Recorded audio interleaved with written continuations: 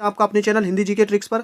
तो आज के इस वीडियो में हम जानने वाले हैं कि जल का वाष्प में बदलना कैसा परिवर्तन है और जल का जो है जमना यानी कि बर्फ बनना कैसा परिवर्तन है। तो देखिए, सबसे पहला जो प्रश्न है वो यही है कि जल का वाष्प में बदलना कैसा परिवर्तन होता है। तो देखिए, जल वाष्प में कब बदलता है? जब ये पहुंच जाता है काय पर? बॉइलिंग पॉइंट पर, यानी कि क्वथनांक पर। अब जल का क्वथनांक कितना होता है? 100 डिग्री सेल्सियस होता है। यहाँ पर आपको ध्यान रखना है, देखिए क्वथनांक क्या होता है। क्वथनांक वो ताप होता है जिस पर जल का जो वाष्प दाब होता है वो वायुमंडलीय दाब के बराबर हो जाता है, अर्थात यानी जल क्या होता है? वाष्प बनने लगता है।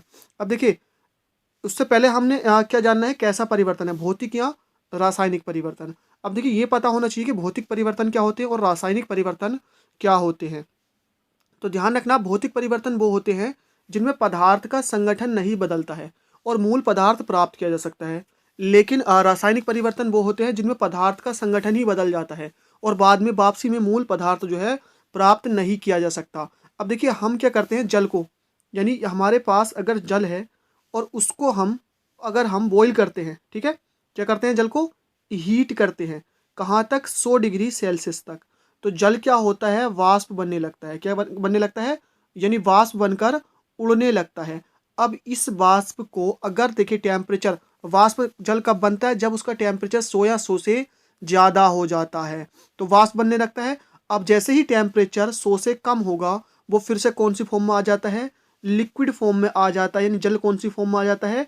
लिक्विड फॉर्म में आ जाता है। तो जल का ना तो संगठन बदलता है और वाष्प से दोबारा में जल जो है प्राप्त किया जा सकता है। तो जल का वाष्प में बदलना कैसा परिवर्तन होता है? एक भौतिक परिवर्तन होता है। ऐसे नेक्स्ट क्वेश्चन है कि पानी का बर्फ में बदलना कैसा परिवर्तन है। पानी का बर्फ बनना कैसा परिवर्तन है। अब देखिए, पानी का बर्फ बनना, अब पानी का जो मैंने आपको बता दिया, जो बॉइलिंग पॉइंट है क्वथनांक 100 डिग्री, ऐसे ही इसका होता है जिसे क्या कह सकते हैं? हिमांक कह सकते हैं। हिमांक हिमांक होता है 0 डिग्री सेल्सियस। अब जैसे ही जल का, यानी जल को इतना ठंडा किया जा सकता है कि उसका टेम्परेचर कितना हो जाए? 0 डिग्री सेल्सियस या फिर इससे कम चला जाए, तो जल क्या हो जाता है? बर्फ के रूप में आ जाता है। लेकिन यहाँ पर आपको एक बात ध्यान रखनी है कि बर्फ बनने के बाद भी जल का जो संगठन है वो चेंज नहीं होता है। अगर हम बर्फ का टेम्परेचर बढ़ा दें, यानी 0 डिग्री सेल्सियस से हम क्या है ऊपर ले आए बर्फ का टेम्परेचर, 0 डिग्री सेल्सियस से ऊपर ले आए हम बर्फ का टेम्परेचर, तो बर्फ कौन सी फॉर्म में आ जाता है? लिक्विड फॉर्म में आ जाता है। यानी ठोस से लिक्विड में आ जाता है, अर्थात पानी की फॉर्म में आ जाता है। तो ध्यान रखना है, पानी से चाहे बर्फ बनाए या पानी से भाप बने, दोनों ही कैसे परिवर्तन होते हैं?